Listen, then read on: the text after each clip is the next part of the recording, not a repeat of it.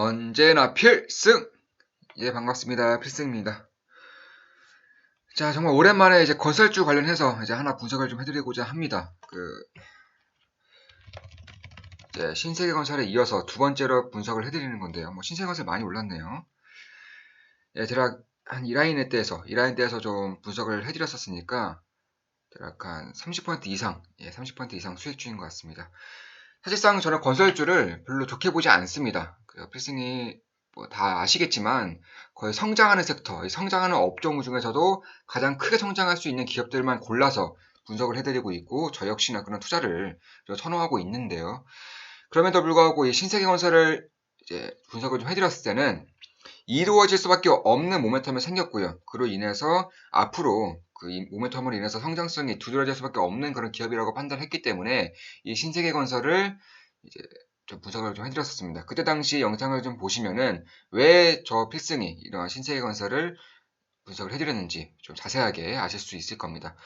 2021년까지, 2022년에서 2021년까지 지속적으로 이제 실적 측면에서 성장할 수 있는 기업이라 혹은 모멘텀이 발생할 수 있는 기업이다라고 분석을 해드렸으니까 여전히 좀 가지고 계신 분들은 수익을 즐기시는 그런 구간으로 이제 판단이 됩니다.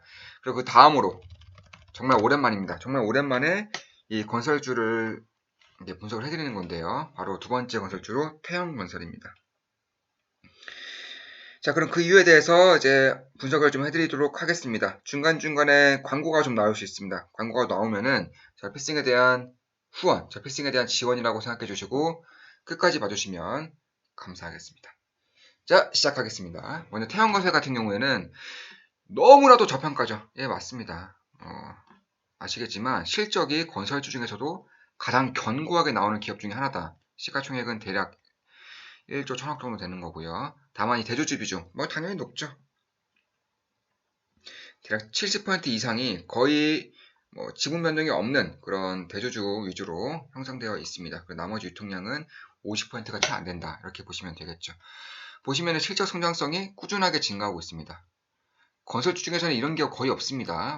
거의 사이클을 너무나 많이 타는 그런 업종이기 때문에 매년 꾸준하게 실적을 성장시키기가 굉장히 어렵습니다. 특히나 이번 정부 들어서 이 건설 쪽에 대한 투자가 어마무시하게 감소를 하고 있고요. 특히나 부동산 대책에 의해서 이 부동산 경기 역시나 많이 좀 하향 평준화되고 있는 그런 모습임에도 불구하고 이 태양건설은 실적 측면에서 어메이징한 그런 결과를 보이고 있다. 이렇게 보시면 되겠습니다. 대략 3,400억 원, 3,500억 원가량이 당기순이익으로 찍힐 예정이고요. ROE 역시나 괜찮죠. ROE 역시나 26. 어마무시하게 이제 수익을 좀 잘 내고 있는 그런 기업이다. 이렇게 판단이 되고 있습니다. 영업이익률도 10%가 넘죠. 건설주임에도 불구하고 정말로 견조한 그런 성장세, 견고한 매출 성장세를 보이고 있는 기업이다. 따라서 당기순이익이 3,500억 원에 ROE가 25가 넘음에도 불구하고 시총은 여전히 1조 1천억밖에 되지 않습니다. 정말로 저평가 상태다. 이렇게 볼 수밖에 없는 그런 기업이죠. PER도 영업이익이 대략 5천억 원 가량 되기 때문에 3 정도밖에 되지 않아요. 자, 그럼 그런 기업을 왜 지금 분석을 해드리느냐? 실제 측면에서도 그렇지만 굉장히 안정적이고요. 특히나 지금 시장의 사이클이 굉장히 빠르게 변화하고 있고 기존의 가치주에서 성장수로 넘어가는 그런 기업들의 성장세가 주가에 대한 모멘텀이 굉장히 커지고 있기 때문에 이 태형건설도 조만간 이런 재평가를 받을 수 있는 기준이 좀 서지 않을까 이렇게 좀 필승은 보고 있습니다. 물론 태형건설이 이렇게 꾸준하게 이제 매출 모멘텀을 보이고 있는 것은 건설 측면에서도 사업을 굉장히 잘하고 있다라고 보실 수 있지만 미디어 사업부도 그렇고요. 환경사업부 이쪽에 대한 자회사들의 실적이 나날이 좋아지고 있기 때문에 이러한 부분도 역시나 무시할 수가 없는 것 같습니다. 특히나 환경사업부에서는 이 TSK 코퍼레이션에 대한 지분을 62% 이상 이제 지니고 있기 때문에 이러한 부분에 대해서도 역시나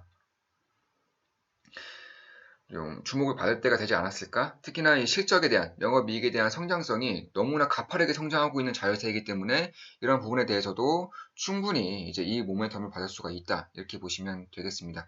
그에 반해서 미디어 사업부 역시나 SBS 홀딩스를 60% 이상 지니고 있죠.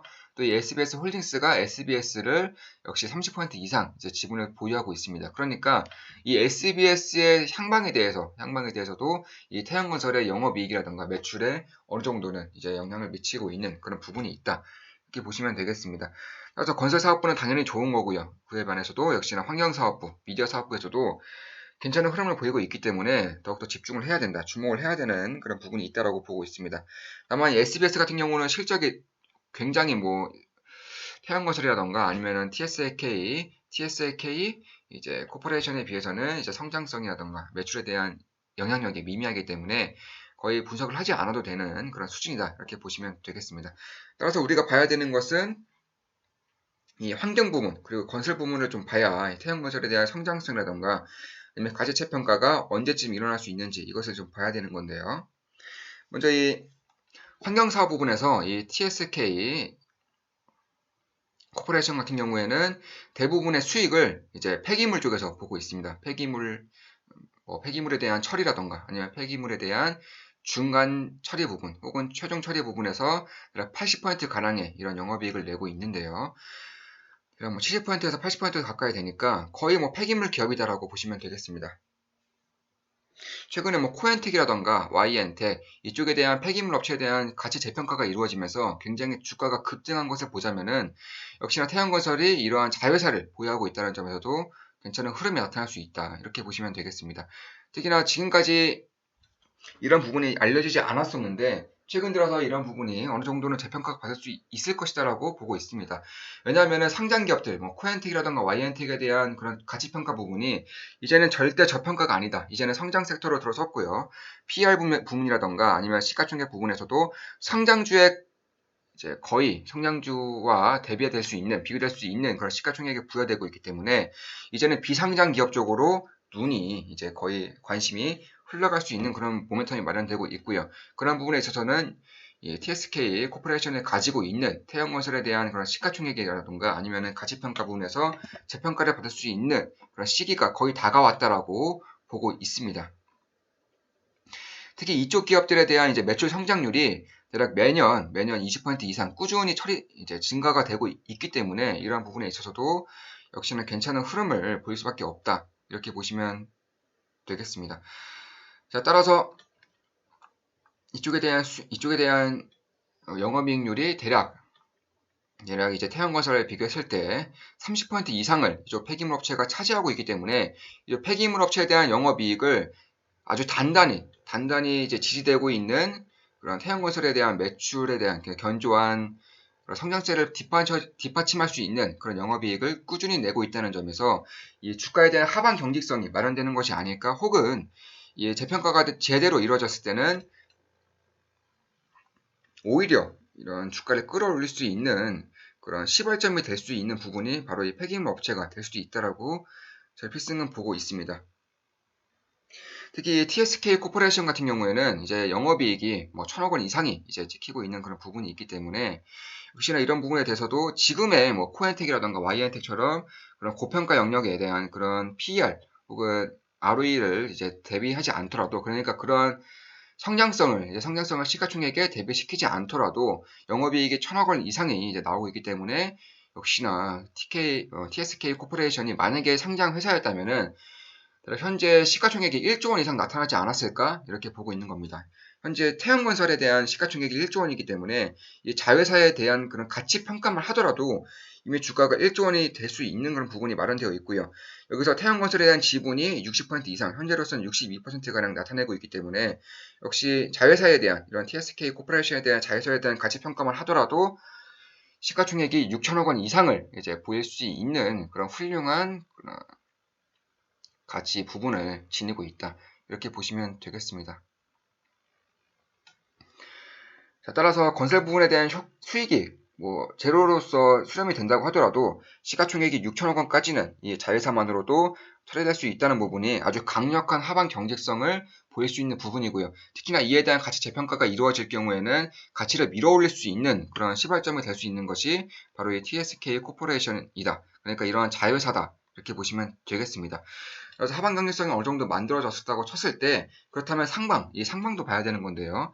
물론 이 폐기물 업체에 대한 그런 재평가가 이루어짐으로써 가치 재평가가 이루어진다면은 당연히 상방으로 밀어 올릴 수 있는 모멘텀이 마련되는 것이고요.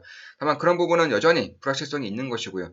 언제나 시장이 언제 알아줘야 될지는 우리로서는 전혀 판단하기 힘든 부분이기 때문에 결국에는 이 투자를 하기 위해서는 태양건설에 대한 본업, 그러니까 건설 사업에서 앞으로도 지속적으로 성장세를 이어나갈 수 있는가, 이것을 봤을 때 성장세를 이어나갈 수 있다면은 이 TSK 코퍼레이션에 대한 가치 평가를 하지 않더라도 여전히 주가를 끌어올릴 수 있는 그런 부분이 마련되는 겁니다. 그러니까 TSK 코퍼레이션에 대한 가치 재평가가 이루어지던가 혹은 태양건설에 대한 성장성에 대한 그런 확신을 가지고 있다면은 그 둘 중에 하나만 이제 담보가 되더라도 이 주식은 굉장히 매력적인 구간이다, 이렇게 보시면 되겠습니다. 어쩔 수 없이 태양건설은 건설주이고요. 이 건설 부분이 매출과 영업이익 부분에서 대략 70%가량을 차지하고 있기 때문에 이런 부분에 대해서는 역시나 이 건설 쪽은 봐야 된다, 이렇게 보시면 되겠습니다. 사실상 지금까지에 대한 그런 분양 사업권을 본다면은 최근 들어서 건설 쪽에 프리미엄, 자이라던가 힐스테이트, 레미안, 이편한 세상 이쪽에 대한 프리미엄이 여전히 존재하는 것은 맞지만 가면 갈수록 태양건설처럼 중견 건설 기업들의 그런 건설 쪽에 대한 기술력이 높아지고 있고요. 특히나 인테리어 면에서도 거의 외주를 주는 식의 그런 형태를 보이고 있기 때문에 인테리어 쪽에서도 거의 이제 밀리지 않는다는 점을 보자면은 그런 태양건설이 이제 가지고 있는 분양권이 점차 소진될 수 있는 그런 모멘텀. 그러니까 지금까지 프리미엄 아파트 뿐만 아니라 이러한 중소형 건설사들 혹은 중견 건설사들에 비해서도 이 건설 쪽 부동산 경기가 다시 살아난다면은 분양권은 역시 프리미엄 아파트 못지않게 따내기 힘든 그런 매력적인 그런 사업 부문이 될 것이다라고 저 필승은 보고 있습니다. 이게 관영 역세권에 대한 대시장을 좀 이제 살펴볼 필요가 있는 건데요. 사실상 2020년 이제 1월에 준공 예정이고요. 이미 이제 준공과 동시에 이제 분양권이 판매가 된다면은 이제 2021년 이제 그 전까지 이제 2021년까지 100% 준공이 됐다고 이제 가정을 했을 때 2020년부터는 이제 그러니까 내년부터는 영업이익률이라던가 매출액에 대해서 어느 정도 반영이 대부분 될 수 있다. 그러니까 올해는 당연히 매출이라든가 영업이익이 잘 나타날 수밖에 없는 부분이고요.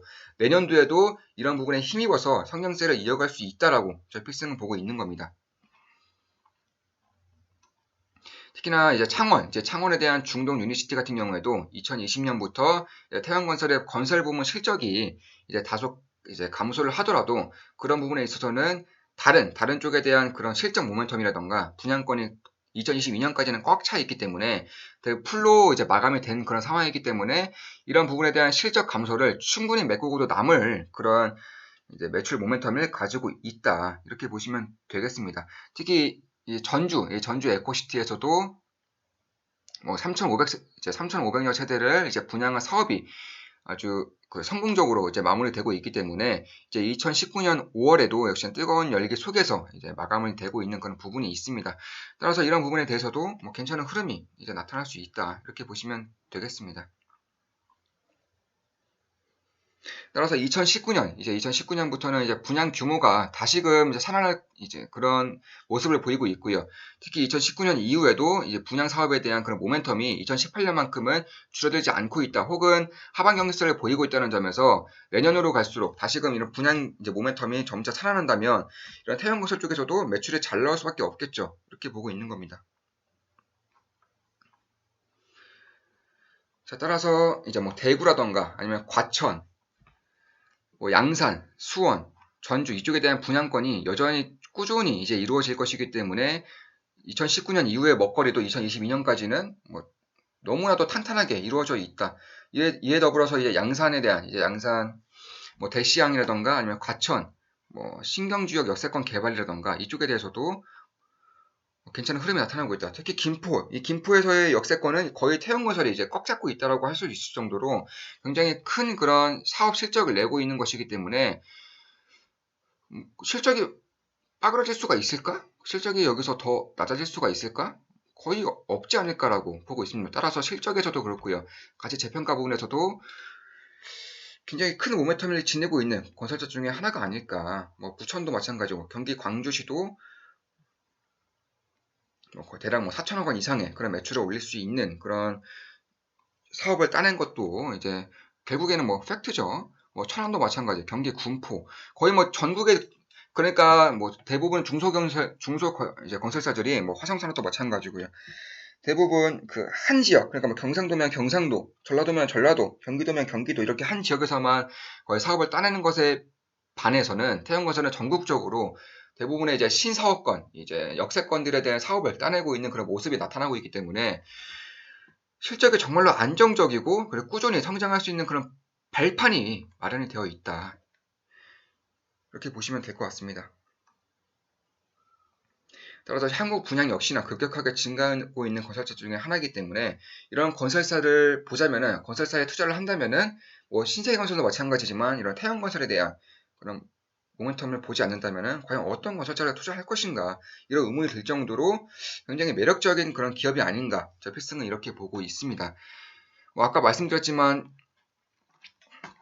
과거도 꾸준히 잘하고 있는 기업이고 미래에도 꾸준히 잘할 기업이기 때문에 이런 기업에 투자를 안 한다면 과연 건설 쪽에서는 어떤 기업에 투자를 해야 되지? 이런 의문이 들 정도입니다. 특히나 이제 이번 정부에서도 이제 그러니까 부동산 경기를 띄우지 않고서는 이 경제에 대한, GDP에 대한 성장률을 뜰 수 없다라고 그렇게 판단을 하고 있는 부분이 분명히 생겨나고 있고요. 그런 부분에 대해서도 역시나 건설 경기라던가 부동산 경기를 띄울 수 있는, 혹은 그 한국 금리, 이제 금리 인하가 거의 기정화 사실화되고 있기 때문에 금리 인하가 진행되면은 어쩔 수 없이 부동산 경기는 다시 뜰 것이고요. 분양권이라던가 이런 사업 부분에 있어서도 실적이 꾸준히 좀 뒷받쳐주지 않을까? 그러니까 경기 측면에서도 그렇고 사업 측면에서도 그렇고요. 그러니까 이런 기업은 결국에는 향후 몇 년간은 꾸준한 실적 우상향이 이루어질 수밖에 없을 것이다. 필승은 이렇게 보고 있는 겁니다. 따라서 주가 측면에서도 보자면은, 물론 제 모든 영상은 매수 매도 추천 절대 아닙니다. 그저 본인이 판단하는 것이겠지만 지금도 충분히 매력적인 구간이 아닐까라고 보고 있습니다. 다만 좀 보수적으로 좀 잡는다면은 한 이 라인, 이제 여기까지 강력한 지지 라인이 형성되어 있기 때문에 대략 13,000원대부터 11,000원대까지는 분할 매수가 가능하지 않을까, 이렇게 보고 있습니다. 주봉도 마찬가지죠. 현재 지금 이쪽에 이제 저항 라인이 있기 때문에 다시금 내려와 준다면은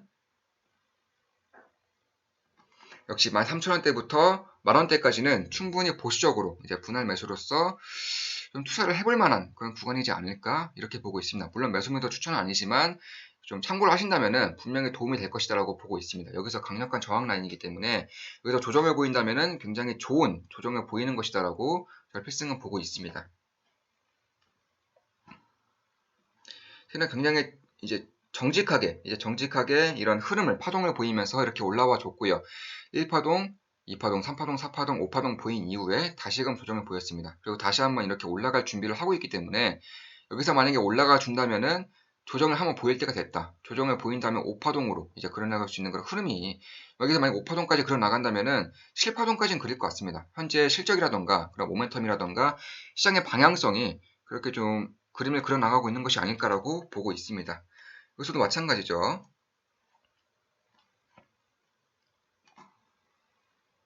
조정을 보여준다면 대략 이 라인까지, 대략 13,000원 라인 때부터 11,000원 라인 때까지는 좋은 이제 투자 범위가 될 수 있을 것 같다. 필승은 이렇게 보고 있는 겁니다. 자, 그럼 여기서 이제 방송을 마치겠습니다. 태형건설에 대한 분석이었고요. 필승이었습니다. 구독해 주시면 감사하겠습니다. 앞으로도 좋은 분석으로 찾아뵙겠습니다. 필승이었습니다. 필승!